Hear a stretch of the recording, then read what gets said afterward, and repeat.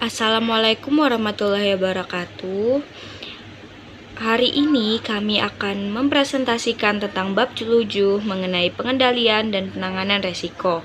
Nah, kami dari kelompok B yang beranggotakan saya sendiri yaitu Salwa Pakwita Dametri dengan NPM akhir 17, lalu ada Cindy Azara Putri Aji Aulia dengan NPM akhir 26, lalu ada Omahan Rahman Armenian dengan NPM akhir 195, lalu ada Sekardani Suara Putri dengan NPM akhir 199, ada Rafika Indri Lestari dengan NPM akhir 239, lalu ada Jose Sitompul dengan NPM akhir 280, ada Dirli Agista Yolian dengan NPM akhir 329, dan anggota terakhir kami yaitu Yeli Rainumbi dengan NPM akhir 419.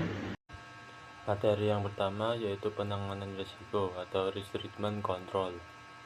Pengendalian penanganan risiko atau yang sering disebut sebagai aktivitas pengendalian adalah tindakan, kebijakan, prosedur, atau mekanisme spesifik dirancang dan diimplementasikan untuk memodifikasi tingkat risiko.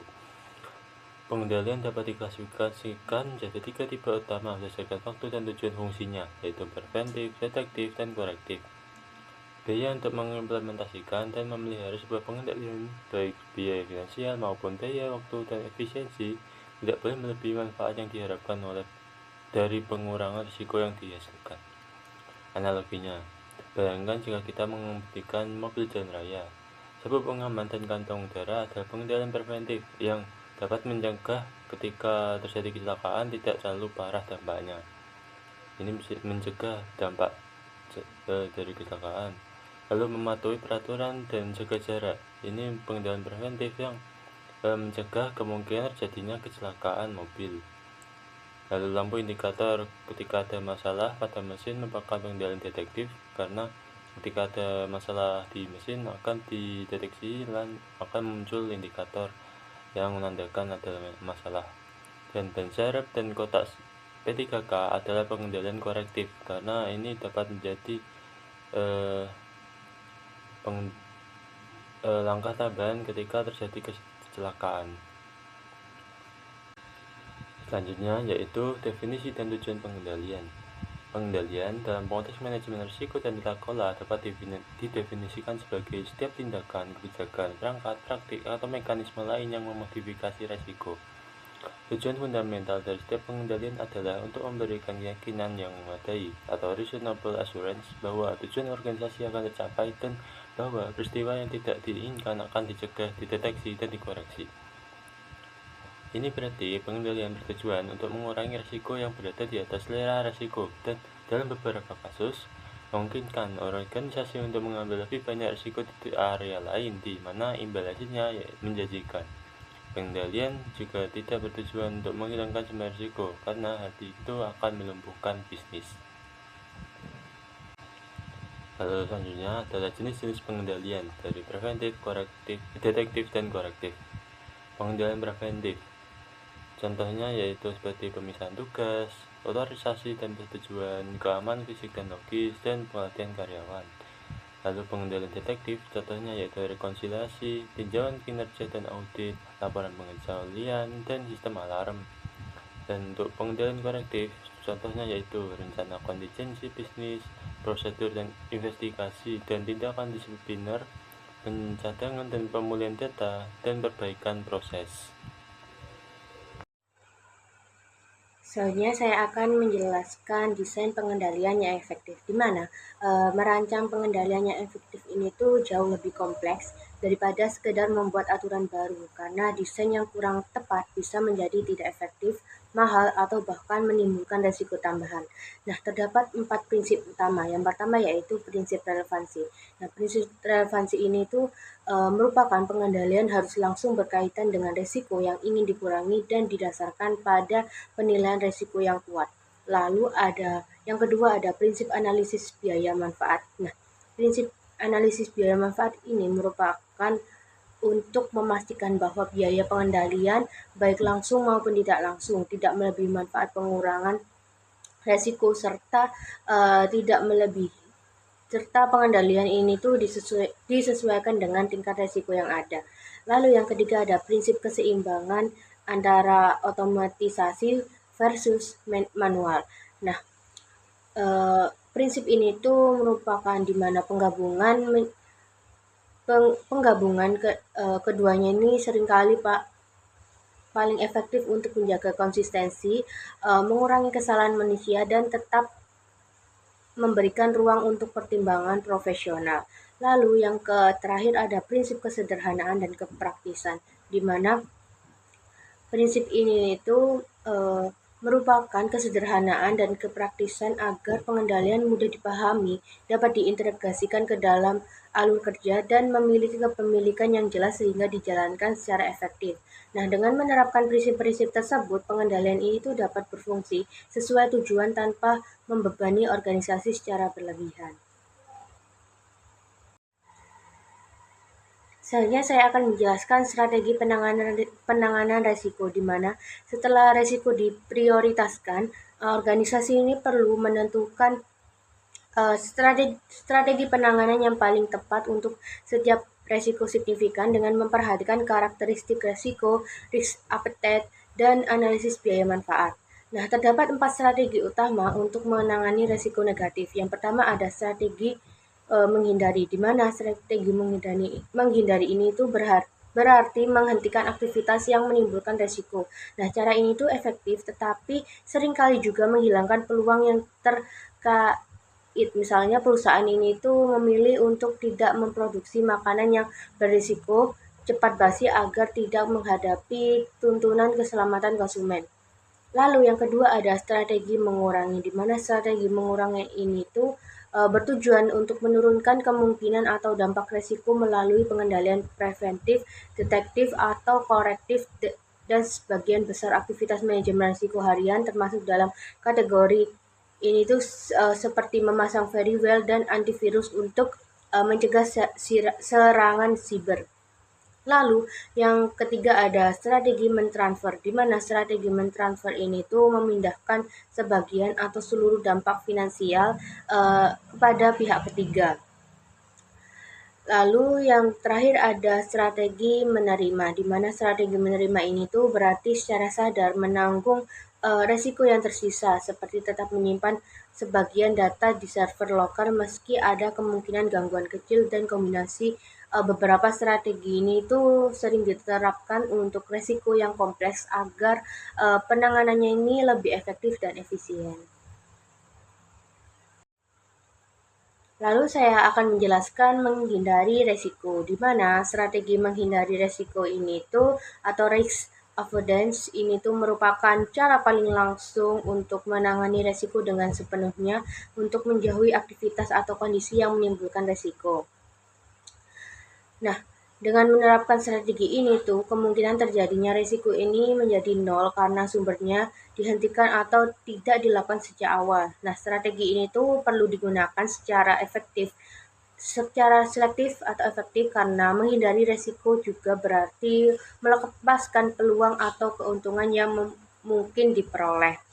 Contohnya, perusahaan farmasi ini menghentikan pengembangan obat baru yang berpotensi menimbulkan efek samping serius, atau perusahaan manufaktur memutuskan untuk tidak berekspansi ke negara dengan kondisi yang tidak stabil.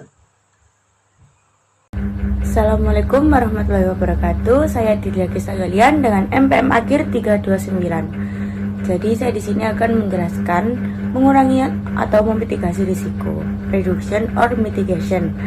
Jadi strategi pengurangan atau mitigasi risiko ini itu merupakan pendekatan yang paling umum digunakan dalam manajemen risiko. Nah, berbeda dengan penghindaran, mitigasi ini itu tidak bertujuan untuk menghilangkan risiko sepenuhnya, tetapi mengurangi tingkat risiko hingga mencapai level yang dapat diterima oleh organisasi atau residual risk. Nah, pengurangan risiko ini tuh dilakukan dengan menerapkan tindakan atau pengendalian yang dirancang untuk menurunkan probabilitas terjadinya risiko, menurunkan besarnya dampak jika risiko terjadi, atau keduanya. Nah, sebagian besar pengendalian internal yang bersifat preventif, detektif, dan korektif itu merupakan bentuk mitigasi risiko. Contohnya adalah program pelatihan keselamatan untuk mengurangi kecelakaan kerja, pengujian kualitas produk yang ketat untuk mengurangi kemungkinan cacat, serta diversifikasi pemasok untuk mengurangi gangguan rantai pasokan. Nah, selain itu, organisasi juga dapat mengurangi dampak risiko melalui rencana tanggap darurat, pemulihan bencana, atau penyediaan suku cadang, penting untuk mempercepat perbaikan jika terjadi gangguan. Nah, yang selanjutnya ada transfer risiko, transfer or sharing, dan asuransi. Nah, transfer risiko itu merupakan strategi di mana sebagian atau seluruh dampak finansial dari suatu risiko dipindahkan kepada pihak ketiga. Nah, sebagai imbalan atas pengambilalian risiko tersebut, pihak ketiga itu biasanya menerima pembayaran. Nah, strategi ini tuh tidak mengurangi kemungkinan atau dampak dari risiko itu sendiri, tetapi hanya memindahkan tanggung jawab finansial jika risiko terjadi. Nah, mekanisme transfer risiko yang paling umum digunakan adalah asuransi. Perusahaan itu membayar sejumlah premi kepada perusahaan asuransi, dan sebagai gantinya, perusahaan asuransi itu memberikan kompensasi atas kerugian finansial yang mungkin timbul dari peristiwa seperti kebakaran, banjir, atau tuntutan hukum. Nah, asuransi efektif untuk risiko yang jarang terjadi tetapi memiliki dampak kerugian yang besar. Nah, selain asuransi, transfer risiko juga dapat dilakukan melalui kontrak dan perjanjian, hedging atau lindung dengan nilai dengan instrumen derivatif, serta outsourcing atau alih daya kepada pihak lain yang memiliki keahlian lebih baik dalam mengelola risiko tersebut. Namun, dalam praktiknya, transfer risiko jarang dapat dilakukan secara sepenuhnya, sehingga sering dikombinasikan dengan strategi mitigasi risiko. Selanjutnya ada yang namanya strategi penerimaan resiko. Jadi penerimaan resiko ini mungkin terdengar paling pasif, tapi sebenarnya ini adalah sebuah keputusan yang aktif dan seringkali sangat strategis. Nah, penerimaan resiko ini merupakan keputusan yang terinformasi untuk tidak mengambil tindakan apapun untuk menghindari, mengurangi, mentransfer sebuah resiko. Jadi organisasi ini secara sadar itu memilih untuk menerima resiko tersebut dan siap menanggung konsekuensinya. Nah, penerimaan resiko ini sesuai dalam beberapa situasi. Yang pertama itu ketika biaya untuk menangani resiko melalui mitigasi atau transfer ini secara signifikan lebih besar daripada potensi dampaknya. Dan yang kedua itu ketika sebuah risiko ini tidak dapat dihindari, dimitigasi atau ditransfer secara praktis. Nah, penting untuk membedakan antara penerimaan aktif dan juga penerimaan pasif. Kalau penerimaan pasif itu terjadi ketika organisasi ini menerima resiko hanya karena mereka ini tidak menyadari atau tidak melakukan penilaian resiko yang tepat.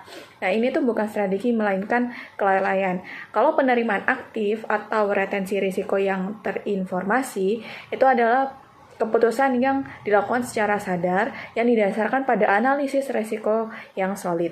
Nah, dalam penerimaan aktif, organisasi ini memahami sepenuhnya sifat dari resiko, potensi, dampaknya, dan telah menyimpulkan bahwa menerimanya adalah pilihan yang paling masuk akal. Sudah sempat disinggung tentang penerimaan aktif dan juga penerimaan pasif. Kalau penerimaan pasif itu tadi karena kelalaian ya, seperti yang sudah saya jelaskan.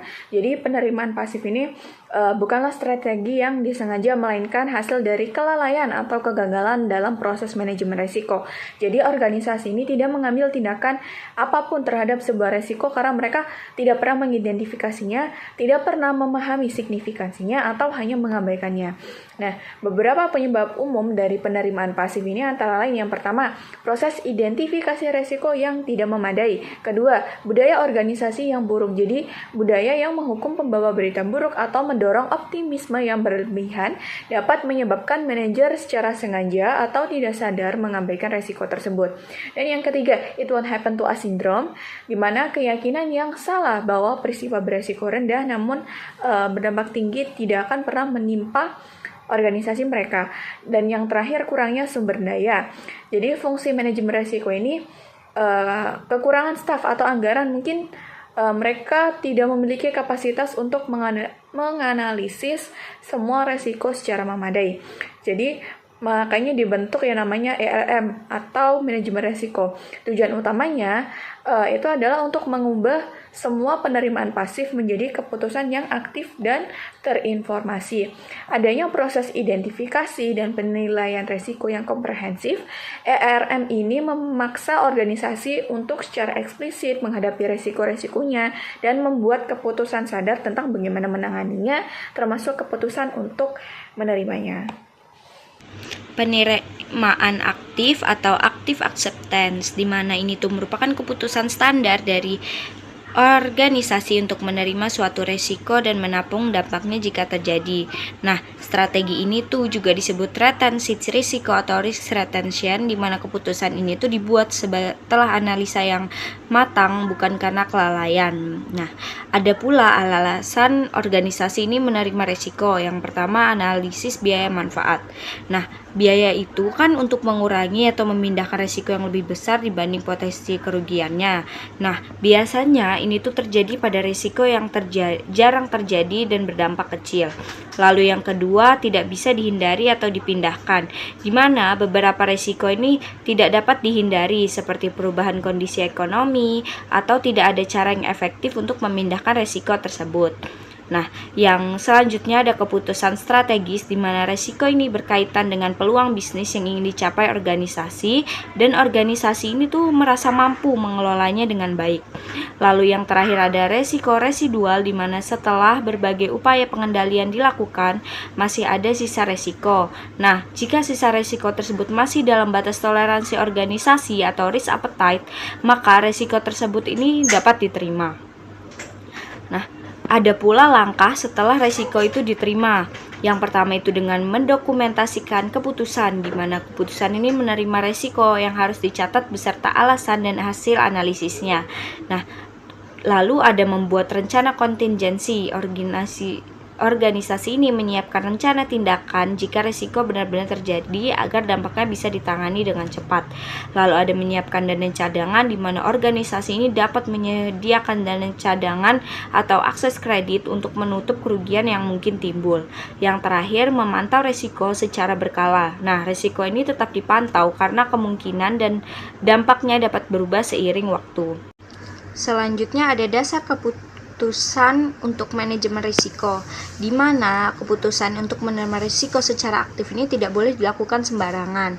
Keputusan ini harus berdasarkan pertimbangan yang logis dan hasil penilaian risiko yang jelas. Selain itu, alasan keputusan tersebut perlu didokumentasikan agar menunjukkan bahwa manajemen telah melakukan due diligence atau kehati-hatian dalam pengambilan keputusan. Nah, apa sih dasar pertimbangan dalam menerima risiko itu? Nah, dasar pertimbangannya ini ada beberapa, yaitu ada 4. Yang pertama, perbandingan dengan risk appetite organisasi. Nah, keputusan menerima risiko biasa dilihat dari apakah tingkat risiko masih berada dalam batas risk appetite dan risk tolerance dalam organisasi.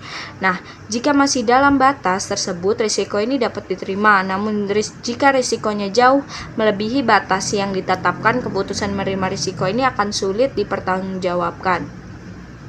Lalu yang kedua ada analisis biaya dan manfaat. Nah, manajemen ini perlu mengevaluasi apakah ada opsi lain seperti mengurangi atau memindahkan risiko. Nah, jika biaya untuk melakukan tindakan tersebut lebih besar dibandingkan manfaat pengurangan risikonya, maka menerima risiko ini bisa menjadi pilihan yang lebih masuk akal. Lalu ada yang ketiga, kemampuan organisasi menghadapi dampak risiko. Nah, sebelum menerima risiko, organisasi ini juga harus menilai apakah mereka ini memiliki sumber daya yang cukup, seperti dana sistem operasional, dan kemampuan manajemen untuk menangani dampaknya jika risiko ini benar-benar terjadi. Nah, sifat atau karakter risiko juga termasuk. Nah, tidak semua risiko ini diperlakukan sama. Risiko yang berkaitan dengan inovasi atau strategi bisnis terkadang perlu diterima karena ada potensi keuntungan. Sebaliknya, jika risiko yang hanya menimbulkan bahaya tanpa manfaat, seperti risiko keselamatan kerja, biasanya harus ditekan serendah mungkin sesuai prinsip ALARP atau as low as reasonably practicable. Selanjutnya, arsitektur dan strategi risiko dalam organisasi. Arsitektur dan strategi risiko adalah komponen tinggi dari IRM. yang menyediakan struktur, arahan, dan akuntabilitas untuk seluruh upaya manajemen risiko di sebuah organisasi. Dan yang pertama, arsitektur risiko menunjukkan pada struktur organisasi, peran, tanggung jawab, dan jalur pelaporan yang terkait dengan manajemen risiko. Ini mencakup penetapan komite risiko di tingkat dewan, penunjukan seseorang. Dan yang selanjutnya, strategi risiko. Di sisi lain, adalah pendekatan tingkat tinggi yang diadopsi oleh organisasi untuk mengelola risiko guna mencapai tujuannya. Strategi ini harus secara implisit terkait dengan visi, misi, dan strategi bisnis perusahaan. Selanjutnya, pemantauan dan tinjauan terhadap arsitektur dan strategi risiko adalah tanggung jawab fundamental dari Dewan Direksi dan Komite Risikonya. Mereka harus secara berkala menilai apakah struktur yang ada masih efektif dan apakah strategi risiko yang dijalankan masih relevan. Selanjutnya, kerangka kerja tata kelola risiko. Kerangka kerja tata kelola risiko adalah komponen dari arsitektur risiko yang mendefinisikan peran, tanggung jawab, dan akuntabilitas untuk manajemen risiko di seluruh organisasi. Ini adalah struktur formal yang memastikan bahwa ada pengawasan yang memadai terhadap risiko di tingkat tinggi dan bahwa tanggung jawab untuk mengelola risiko diselesaikan secara tepat. Selanjutnya, di puncak kerangka kerja ini adalah Dewan Direksi. Dewan memiliki tanggung jawab. Dan mereka bertanggung jawab untuk memahami risiko-risiko paling signifikan yang dihadapi perusahaan dan memastikan bahwa manajemen telah mengimplementasikan sistem yang efektif untuk mengelolanya. Untuk menjalankan tugas pengawasannya, Dewan seringkali mendelegasikan tanggung jawab yang lebih detail kepada sebuah komite risiko. Komite ini yang biasakan terdiri dari mayoritas direktur independen bertanggung jawab untuk melakukan peninjauan yang lebih mendalam terhadap kerangka kerja, proses, dan pelaporan manajemen risiko. Di bawah tingkat Dewan Manajemen Eksekutif yang dipimpin oleh CEO bertanggung jawab untuk merancang, mengimplementasikan, dan memelihara kerangka kerja IRM. Mereka bertanggung jawab untuk menanamkan budaya sadar risiko dan memastikan bahwa pertimbangan risiko diintegrasikan ke dalam pengambilan keputusan. Tanggung jawab utama untuk memiliki dan mengelola risiko sehari-hari berada di tangan manajemen lini atau unit bisnis. Mereka adalah pemilik risiko. Mereka lah yang berada di lini pertama dan bertanggung jawab untuk mengidentifikasi, menilai, dan mengendalikan risiko-risiko dalam area operasi mereka, sejalan dengan kebijakan dan kerangka kerja yang telah ditetapkan. Terakhir, fungsi penjaminan independensi seperti audit internal memberikan evaluasi objektif dan efektivasi kerangka kerja tata kelola risiko dan melaporkan kepada komite audit. Selanjutnya di sini kita akan membahas mengenai integrasi strategis risiko dengan visi dan misi. Integrasi strategis risiko dengan visi dan misi merupakan proses menyelaraskan pengelolaan risiko organisasi dengan arah dan tujuan utama dari perusahaan tersebut. Visi menggambarkan kondisi masa depan yang ingin dicapai oleh organisasi, sedangkan misi menjelaskan tujuan utama serta cara dari organisasi tersebut untuk menjalankan kegiatannya. Agar visi dan misi dapat tercapai dengan efektif, organisasi tersebut perlu mengelola berbagai risiko yang mungkin muncul selama proses pencapaian tujuan tersebut. Selanjutnya yaitu pemantauan dan tinjauan strategi risiko. Pemantauan dan tinjauan strategi risiko merupakan proses yang dilakukan secara berkelanjutan untuk memastikan bahwa strategi pengelolaan risiko yang diterapkan organisasi tetap efektif dan relevan dengan kondisi yang terus berubah. Proses ini bertujuan untuk menilai apakah kebijakan, prosedur, serta langkah pengendalian risiko yang telah dirancang mampu mendukung pencapaian tujuan organisasi secara optimal. Selanjutnya ada pelaporan dan komunikasi risiko. Pelaporan dan komunikasi risiko merupakan bagian penting dalam proses manajemen risiko di dalam organisasi. Nah, kegiatan ini bertujuan untuk memastikan bahwa informasi mengenai risiko yang dihadapi organisasi dapat disampaikan secara jelas, tepat waktu, dan dapat dipahami oleh pihak-pihak yang berkepentingan. Dengan adanya pelaporan dan komunikasi yang baik, manajemen dapat mengambil keputusan yang lebih tepat dalam mengelola dan mengendalikan risiko. Selanjutnya masuk ke tujuan pelaporan risiko. Jadi pelaporan risiko itu adalah proses formal untuk mendokumentasikan dan mengkomunikasikan hasil dari aktivitas manajemen risiko. Nah, pelaporan ini memiliki beberapa tujuan krusial yang mendukung efektivitas GCG dan IRM. Nah, tujuan yang paling fundamental itu untuk mendukung pengambilan keputusan yang terinformasi. Jadi dengan menyajikan gambaran yang jelas mengenai risiko-risiko utama, tren, dan efektivitas pengendalian, laporan risiko memberikan input bagi dewan dan manajemen untuk membuat keputusan strategis dan operasional yang lebih baik. Nah, tujuan kedua adalah untuk memfasilitasi pengawasan atau oversight. Nah, dewan direksi dan komite-komitenya memiliki tanggung jawab fidusia untuk mengawasi manajemen risiko. Nah, laporan risiko yang komprehensif dan tepat waktu adalah alat utama yang memungkinkan mereka untuk menjalankan tanggung jawab ini. Laporan tersebut memberikan jaminan kepada dewan bahwa risiko signifikan sedang diidentifikasi dan dikelola secara efektif oleh manajemen. Nah, tujuan ketiga adalah untuk meningkatkan akuntabilitas. Dengan secara jelas mendokumentasikan risiko, pemilik risiko, dan rencana tindakan, laporan risiko mencetakkan akuntabilitas.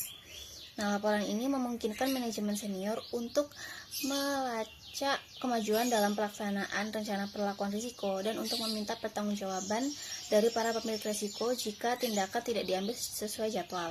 Lalu yang keempat adalah meningkatkan kesadaran risiko di seluruh organisasi. Mendistribusikan laporan risiko yang relevan ke berbagai tingkatan. Manajemen membantu menanamkan budaya sadar risiko dan memastikan bahwa semua orang memahami risiko-risiko utama yang relevan dengan peran mereka. Terakhir, untuk pelaporan eksternal tujuannya adalah untuk memenuhi kewajiban transparansi kepada pemangku kepentingan seperti investor dan regulator yang pada gilirannya dapat meningkatkan kepercayaan dan menurunkan biaya modal. Selanjutnya, komunikasi risiko kepada pihak internal. Jadi komunikasi ini merupakan proses penyebaran informasi dan dialog mengenai risiko di dalam organisasi. Tujuannya untuk memastikan bahwa setiap orang, mulai dari dewan direksi hingga karyawan garis depan, memiliki pemahaman yang sesuai dengan perannya mengenai risiko yang dihadapi perusahaan dan tanggung jawab mereka dalam mengelolanya. Menurut slide 2022, komunikasi internal yang efektif adalah kunci untuk menanamkan IRM ke dalam budaya perusahaan. Nah, komunikasi ini dapat mengalir ke berbagai arah. Ada 3. Yang pertama, komunikasi ke bawah atau top down. Jadi ini adalah aliran informasi dari dewan dan manajemen senior ke seluruh organisasi. Ini mencakup komunikasi mengenai kebijakan manajemen risiko, risk appetite, dan risiko-risiko strategis utama. Tujuannya adalah untuk memberikan arahan dan menetapkan ekspektasi. Lalu yang kedua, komunikasi ke atas atau bottom up. Ini adalah aliran informasi dari tingkat operasional ke manajemen yang lebih tinggi. Jadi karyawan melaporkan insiden, mengidentifikasi risiko-risiko baru yang mereka lihat dalam pekerjaan mereka, atau melaporkan kelemahan pengendalian. Nah, saluran pelaporan seperti ini sangat penting untuk deteksi dini masalah. Mekanisme whistleblowing adalah bentuk formal dari komunikasi ke atas. Lalu yang terakhir ada komunikasi horizontal. Ini adalah pertukaran informasi risiko antar departemen atau unit bisnis. Hal ini penting karena risiko di satu area dapat memiliki dampak di area lain. Misalnya, departemen penjualan perlu berkomunikasi dengan departemen keuangan mengenai risiko kredit dari pelanggan baru. Selanjutnya ada pelaporan risiko kepada pihak eksternal. Jadi pelaporan risiko kepada pihak eksternal adalah komponen penting dari transparansi korporat atau GCG. Ini melibatkan pengungkapan informasi mengenai eksposur risiko signifikan yang dihadapi perusahaan dan bagaimana perusahaan mengelolanya kepada audiens di luar organisasi seperti investor, analis, kreditor, dan regulator. Nah, tuntutan untuk pelaporan risiko eksternal yang lebih baik telah meningkat secara signifikan, terutama setelah krisis keuangan dan meningkatnya fokus pada isu-isu ESG. Nah, saluran utama untuk pelaporan risiko eksternal adalah laporan tahunan. Nah, selain laporan tahunan, perusahaan juga dapat menggunakan saluran lain untuk pelaporan risiko eksternal, seperti ada 3. Yang pertama adalah laporan keberlanjutan atau ESG. Laporan ini secara spesifik membahas risiko dan peluang yang terkait dengan isu-isu lingkungan, misalnya perubahan iklim, sosial, seperti hubungan kerja dan tata kelola. Lalu yang kedua ada presentasi investor. Jadi dalam pertemuan dengan analis dan investor, manajemen seringkali membahas pandangan mereka mengenai lanskap risiko. Lalu yang terakhir, situs web perusahaan yang menyediakan bagian khusus mengenai pendekatan perusahaan terhadap manajemen risiko. Nah, kualitas pelaporan risiko eksternal ini sangat penting. Jadi laporan yang baik bersifat seimbang, seperti mengakui ancaman dan peluang, berwawasan ke depan atau forward looking, dan memberikan wawasan tentang bagaimana risiko-risiko tersebut dikelola dan diawasi oleh dewan. Nah, pelaporan yang transparan dan komprehensif dapat meningkatkan kepercayaan investor dengan menunjukkan bahwa manajemen memiliki pemahaman yang baik tentang risiko yang dihadapinya. Sebaliknya, laporan yang tidak jelas atau tidak lengkap dapat menimbulkan kecurigaan dan meningkatkan persepsi risiko di pasar.